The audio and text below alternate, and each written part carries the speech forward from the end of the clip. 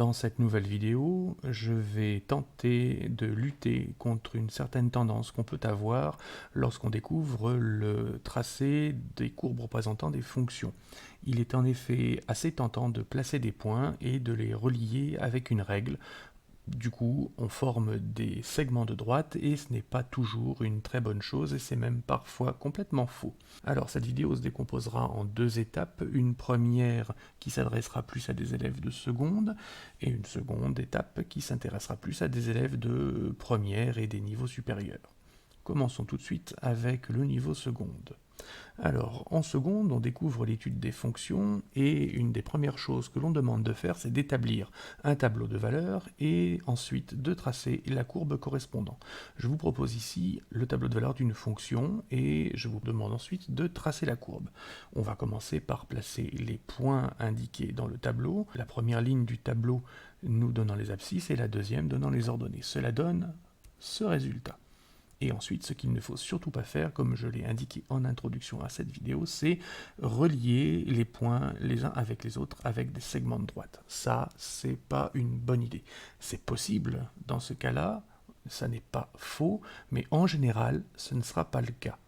Donc il faut éviter, dans la mesure du possible, de le faire. On ne le fera réellement que lorsqu'on sera sûr et certain que entre chaque point, il y a un segment de droite, et donc qu'entre chaque point, il y a une fonction affine. Ça, c'est ce qu'il faudra chercher à faire. Donc, le plus souvent, on vous demandera de relier les points à main levée, en étant souple et en évitant les angles. C'est la bonne approche, d'autant que la fonction qui se cache derrière le tableau de valeurs ci-dessus est définie comme la racine carrée de 1 moins x au carré. C'est en fait une équation d'un demi-cercle et elle est donc tout à fait régulière, bien arrondie. Voilà, évidemment, on ne peut pas le savoir quand on a juste le tableau de valeurs, c'est juste histoire d'indiquer que comme on ne sait pas, il faut éviter d'être trop sûr de soi en faisant un tracé inadéquat. J'insiste, le tracé sous forme de segment de droite est possible, il n'est pas certain et il est même assez peu probable. D'autant qu'en fait, quand on a juste un tableau de valeurs, il peut se passer énormément de choses entre chaque point. Par exemple, cette fonction-là, en orange, est tout à fait acceptable également. Elle passe bien par l'ensemble des coordonnées stockées dans le tableau ci-dessus, et du coup, cette courbe est parfaitement valable. Si on n'a pas d'informations supplémentaires, rien ne nous empêche de tracer la courbe en orange. Dans un devoir, ce serait une réponse considérée comme juste. Notez que cette approche que je critique, le fait de tracer des segments de droite entre chaque point, c'est pourtant comme cela que fonctionnent les calculatrices. Voici une démonstration réalisée avec une ancienne calculatrice. Je vais tracer la fonction qui est définie par f de x égale 1 sur x. Je vais la tracer sur l'intervalle en abscisse moins 4, 4 et le même intervalle en ordonnée. Observez ce que la calculatrice nous propose comme tracé. Rien à dire, c'est propre, c'est net. Maintenant, je vais légèrement changer l'abscisse de départ. Je vais la passer à moins 4,01. Observez à nouveau ce que la calculatrice va nous proposer comme tracé. Avez-vous vu ce trait vertical apparaître? Eh bien, c'est parce que les calculatrices font exactement comme ce qu'on a fait juste avant, calculer des points et relier ces points par des segments de droite. Mais pourquoi les calculatrices font-elles ça? Eh bien, elles le faisaient parce que ça demandait moins de calcul. Il y a des procédures qui permettent de facilement tracer des segments de droite, alors que pour des fonctions qui peuvent être parfois très compliquées, avec des expressions longues, les calculs sont plus difficiles, même pour une calculatrice. Voilà pourquoi les calculatrices ont commencé par faire exactement ce que je vous demande de ne pas faire. Désormais, elle ne fonctionne plus ainsi. Vous pourrez essayer de tracer avec une calculatrice moderne la fonction définie par f de x égale 1 sur x, vous ne verrez plus cette ligne verticale apparaître. Alors comment elle procède? Pour être tout à fait honnête avec vous, je l'ignore complètement. Peut-être qu'en fait elles sont suffisamment puissantes pour essayer de déterminer les abscisses de chaque pixel à l'écran et de tenter ensuite de calculer l'image de ces abscisses. Si elles y parviennent, eh bien elles affichent le pixel. Si elles n'y parviennent pas, elles n'allument pas le pixel à l'écran. Notez que cette façon de fonctionner, où on calcule quelques points seulement et on les relie par des segments de droite qui peuvent être très très petits et donc donner un très bon résultat à l'illusion de la régularité, peut poser des problèmes quand on a affaire à des fonctions un peu rugueuses. Alors qu'est-ce que c'est qu'une fonction rugueuse? Voilà un exemple. C'est un peu compliqué, et pour qui ne connaît pas les fonctions sinus et cosinus, donc ce qu'on appelle des fonctions trigonométriques, la définition de cette fonction peut paraître complètement absconse. Ce n'est pas très grave, contentez-vous de suivre et éventuellement de tenter de tracer cette fonction sur votre ordinateur ou sur votre calculatrice.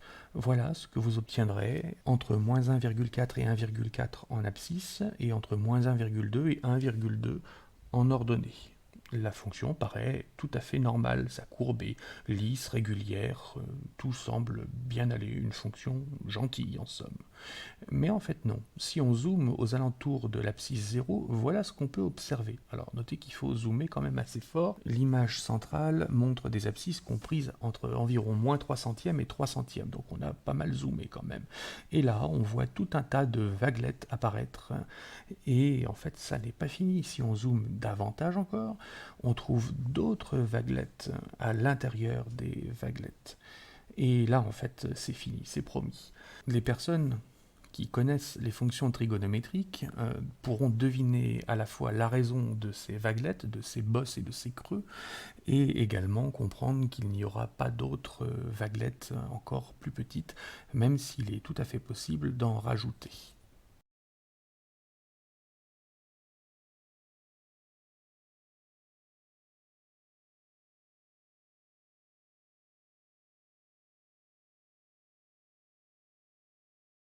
Notons que l'existence de ce type de fonctions, qui semblent régulières mais ne le sont pas du tout, explique qu'il faut vraiment faire très très attention lorsqu'on a affaire à des fonctions et qu'on doit comprendre leur comportement, dans la mesure où il peut être beaucoup plus sophistiqué qu'on ne l'imaginerait si on se contentait de prendre quelques points et de relier ces points avec un trait régulier.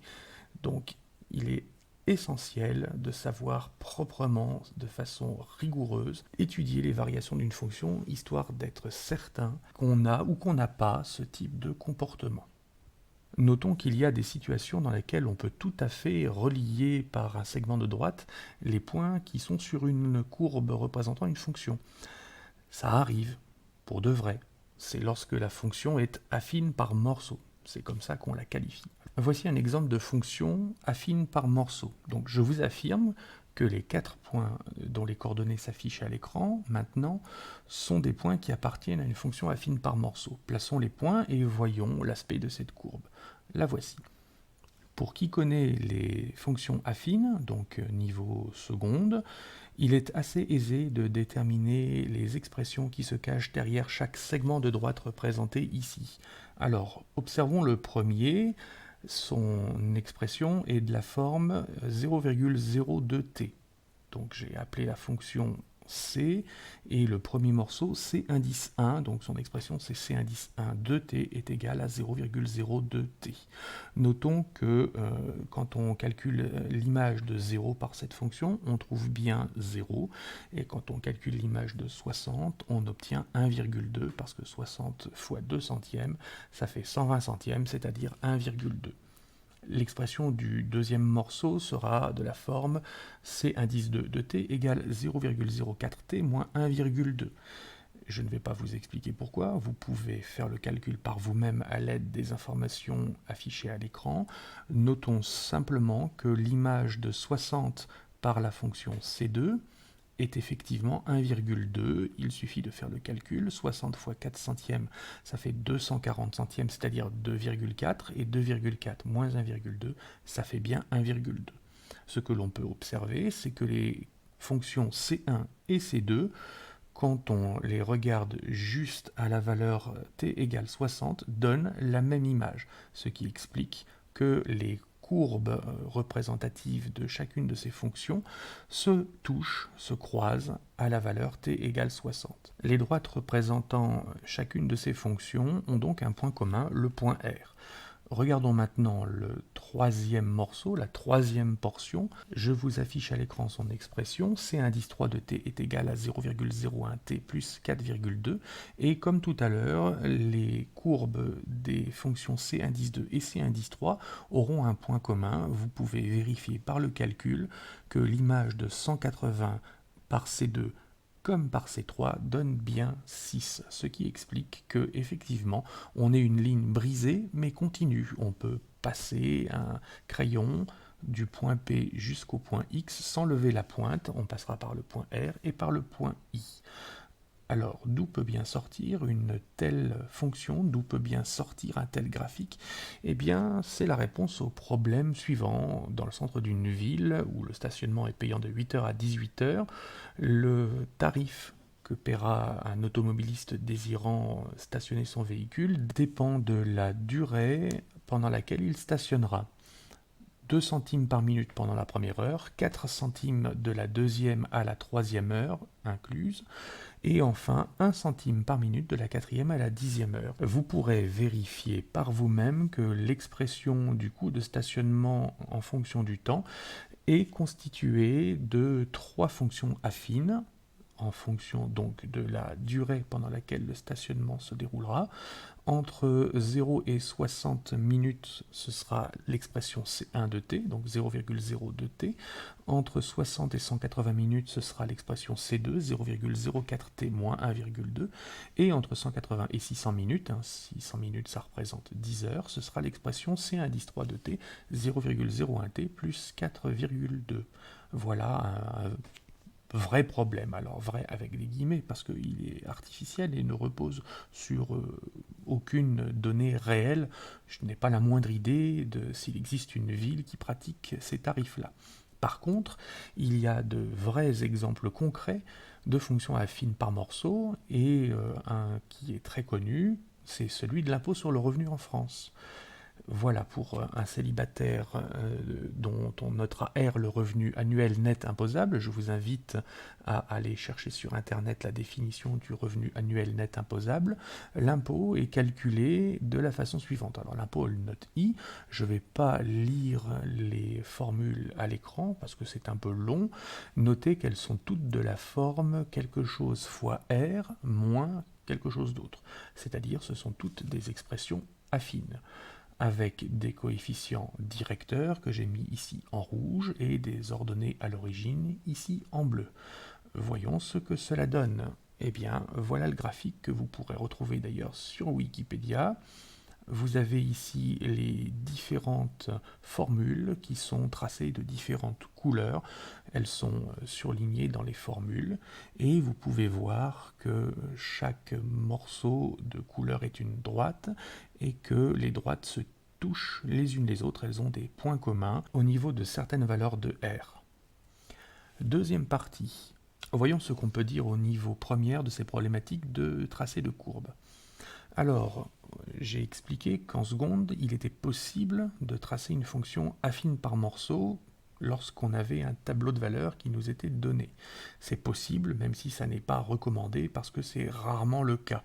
Il faut vraiment avoir une situation qui s'y prête pour être certain d'avoir affaire à une fonction affine par morceau. Par contre, en première, on a souvent plus d'informations sur les fonctions, notamment il peut nous arriver que le tableau de signes de la dérivée soit connu. Et dans ce cas-là, il peut être là encore tentant de tracer une fonction affine par morceau, mais là c'est carrément faux. Ça n'est plus légitime, c'est tout simplement faux. Alors voyons pourquoi. Petit exemple, je vous propose une fonction f dont on sait qu'elle est définie et dérivable sur l'ensemble des réels qui passe par les points d'abscisse-3 et d'ordonnée 2 et l'autre point d'abscisse 2 est d'ordonnée 0 et le signe de la dérivée est connu, il est résumé dans le tableau qui s'affiche ici. Première chose à faire quand on est en première, on connaît le signe de la dérivée, donc on en déduit les variations de la fonction f. Les voici. Ensuite, on peut terminer de réaliser le tableau de variation de la fonction en précisant qu'elle passe par le point d'abscisse-3 et d'ordonnée 2 et le point d'abscisse 2 et d'ordonnée 0. À partir de là, on peut esquisser la courbe de la fonction f. Traçons des axes, plaçons les points d'abscisse -3 et d'ordonnée 2, d'abscisse 2 et d'ordonnée 0. Plaçons ensuite les tangentes horizontales, car on sait que lorsque la dérivée d'une fonction s'annule, sa courbe représentative admet une tangente horizontale. Maintenant, on va pouvoir tracer la courbe d'une fonction f qui satisfait toutes ces contraintes. Ça, c'est un résultat crédible. Notez qu'il peut y en avoir plusieurs, celui-là aussi est crédible, tout comme celui-ci. Mais là, si je fais ça, ce serait faux, strictement faux. Alors, pourquoi? Eh bien parce que si vous faites ce type de tracé, vous donnez une courbe qui correspond à une fonction qui n'est pas dérivable ni pour x qui vaut -3, ni en x qui vaut 2. D'abord quelques rappels. G' de x désigne le nombre dérivé de la fonction g en x. C'est le coefficient directeur de la tangente à la courbe représentant la fonction g au point d'abscisse x. Et la tangente à la courbe C indice G en un point est toujours une droite qui passe par ce point et qui ressemble du mieux qu'elle peut à la courbe C indice G. Or, telle que la représentation graphique est faite ci-dessus, la fonction G est affine par morceaux. Donc sur chacun de ces intervalles, C indice G est sa propre tangente. Et c'est là qu'est tout le problème. Pour x appartenant à moins l'infini, -3, g de x est défini par 2/3 de x plus 4. Vous pouvez faire le calcul par vous-même à l'aide des informations à l'écran. Et du coup, on peut en déduire, d'après les règles de calcul de la dérivation, que g' de x vaut 2/3. Sur l'intervalle -3, 2, g de x est défini par l'expression -2/5 de x plus 4/5. Là encore, vous pouvez faire le calcul par vous-même. Application des formules de dérivation, g' de x est égal à -2/5, mais on n'est pas obligé de convoquer les règles de calcul des dérivés. La définition que j'ai rappelée au-dessus et le fait que la courbe C indice G soit sa propre tangente assure que le nombre dérivé est le coefficient directeur de la fonction affine -2/5 de x plus 4/5 et donc -2/5. Même raisonnement au-dessus pour l'expression g de x égale 2/3 de x plus 4, le coefficient directeur est 2/3, et la courbe étant sa propre tangente, le coefficient directeur 2/3 est le nombre dérivé. Mais comment définir g' de -3 dans cette situation? On ne peut pas. Une seule chose est sûre, g' de -3, ça ne peut pas valoir 0. La tangente au point d'abscisse -3 n'est clairement pas horizontale. Voilà qui conclut cette vidéo. J'espère que vous aurez compris qu'il est important de bien faire attention lorsqu'on trace la représentation graphique d'une fonction. En général, il est vraiment plus prudent d'éviter de placer des points et de les relayer par des segments de droite.